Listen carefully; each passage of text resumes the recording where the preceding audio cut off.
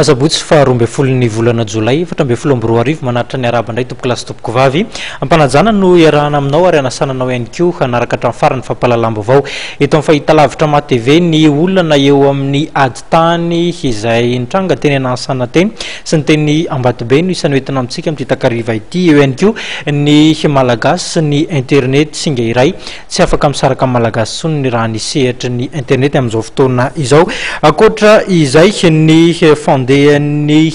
fisoratana anarana ao anatin'ny fidirana amin'ny ilay antsoina hoe Akmil isany hitondrananao ihany koa zany amin'ity takariva ity araka ny fanambara teo manasanao anaraka ny fampalalam-baovao hatramin'ny farany mbola andalana eny anivon'ny fitsarana amin'izao fotoana izao ny olana eo amin'ireo vahoaka sy ny ministeran'ny fambolena eny anantsana eny nanomboka omaly dia efa nanomboka namefy ny lalana rehetra ahafahana miditra amin'ireo trano eny an-toerana eny ny ministeran'ny fambolena araka ity tato-baovao ity. Nanomboka omaly ny asa fanamboarana fefy nataon'ny ministeran'ny fambolena eto amin'ny biraparitra ny fampandrosoana ny tontolo ambanivohitra na ny DRDR nanisany nofafiana avokoa ireo lalana anaty tanàna izay anatokana ahafahan'ireo vahoaka mipetraka ao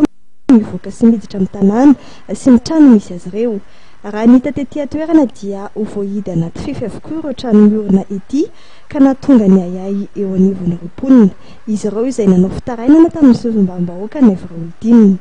Zay zany zay mipetraka zany ny tranonay amin'reto zany ny tranonay dia eto tsisy lalana mihitsy tsisy azonay eto mihitsy hoe eto zany ny tokony hidiranay dia tsisy zao io trano tamboho hitanareo dia tsisy mihitsy. Anoratra taratasy ampahafantarana ny fitarainan'ny vahoaka ministra fambolena sy ny prime ministre lehiben'ny gouvernemanta ity solombavambahoaka ity mahakasika ity raha ity izy izay nangataka moa ny ampetoana ny asa na dia fotsinjovana ny zofototra maha olona ihany aza. Izako amin'ny mahasolom-bavambahoaka ako dia mitondra fiom-bahoaka nanokatra taty ny vahoaka ka na dia tsotra fotsiny le izy efa ela ny tokony namefy ny tany ny agriculture zay tsy mila vanina amin'ny velively sa mpitondra fanjakana fa zao fotsiny ajao le zon'olombelona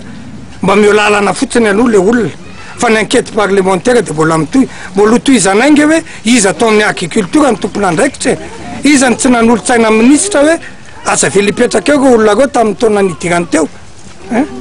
fa ny anay fotsiny angatahanay hoe ataovy ny tamboho loko aloila mihitsy fa mba aloha le olona andeha lalana fa aza miantso fa aza provokena aza miantsy le vahoaka tsy mila vanina mihitsy zay tsy mila nininina fa aloha le olona mba hiditra any amin'ny tokantrano fotsiny aloha